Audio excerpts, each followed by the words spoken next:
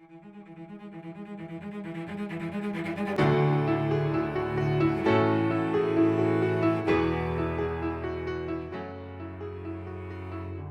name is Keifla, originally from San Diego, moved up to Seattle almost 3 years ago.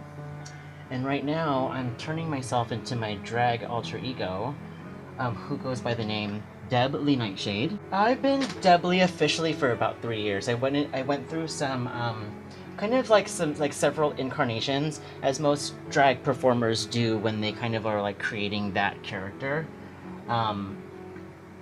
This final kind of version has been established for about 3 years now. Every drag queen's kind of origin story is different.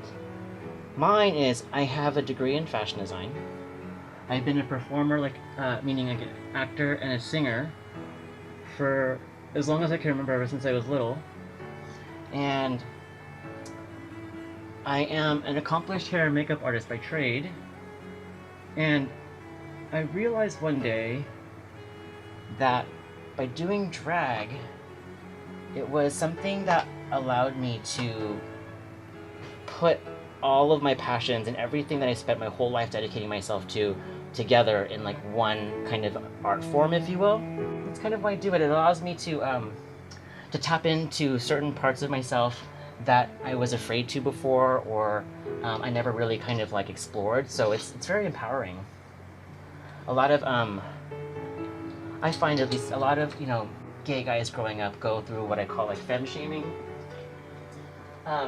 like internally and externally by like the community or by people around them. You're always told about like gender roles and how you're supposed to be or act when you're a boy, and a lot of us tend to, at least in my experience, be very afraid, almost aggressively, against that feminine side of them. And everybody has a masculine and feminine side, no matter what degree it is.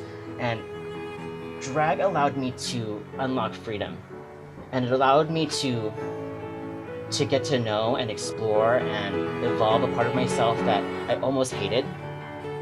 And it's empowering to kind of like tap into a part of you that you never really gave a chance and you now love.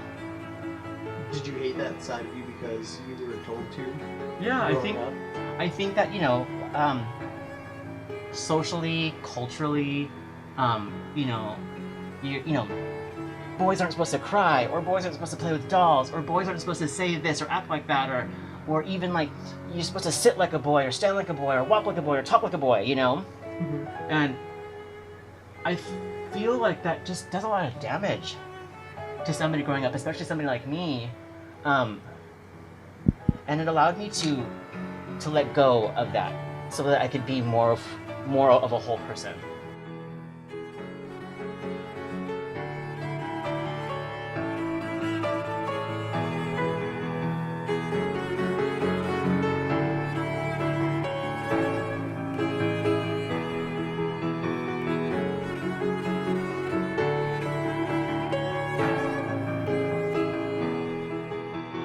I've traveled all across this country, like especially in the South, like by myself in my car. I've driven across country. I've been in Tennessee, Arkansas, like a bunch of places that you would consider to be really, really conservative. And never in those areas was I called like a fag or a faggot or a homo or like whatever. The most recent time I was called a fag was in a Safeway in Issaquah. I was actually on the phone with my best friend who I was staying with in Issaquah when I first moved here, and I was like looking for something in Safeway, like something for us, or I don't remember exactly, but I was kind of turned around because I'm not used to that Safeway, and there was this guy who apparently was in a hurry, and she even heard it on the phone. He was blatantly like, "Get out of the way, fag." How did that make you feel? Angry. I was super angry. I was just like, I think with anybody who's discriminated against, the first reaction, I guess, the initial reaction is shock. Like, it takes a couple seconds to be like, did he just really say that? Like, did I hear him correctly? Did that person just really say that to me? And then once you realize that that was what actually happened, then you get angry. At least I do. Because especially you don't expect that here. You don't expect that from people who are like supposed to be grown adults. And you know what I mean? Like, discrimination is never something that feels good, and it's always kind of unexpected. What I wanted to say to that person, I wanted to like get in his face and not be violent, because I'm not really a violent person, but I wanted to confront him on his ignorance. I wanted to be like, excuse me, did I hear you correctly? Did you just call me a fag? And call him out and let him explain himself in front of people who are staring, and make him feel like the smallest person, like he made me feel. I guess my final thoughts would be just to help people understand what the whole, at least what drag is for me. I'm not trying to, I don't want to become a woman. I'm not, that is what somebody who is transgendered is.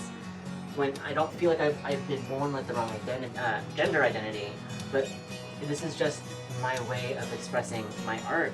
This is who I am as an artist and what I do for performance and how I like to explore my creativity. Seattle has an amazing drag scene. Something that's a little unexpected because most people think of like San Francisco, LA, New York, but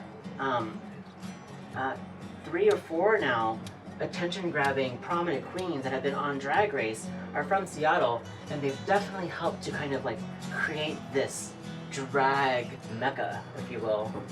And so if you're in Seattle, thinking about moving to Seattle, definitely come and see a drag show. There's lots of venues for that. We are local artists who are trying to follow our passions.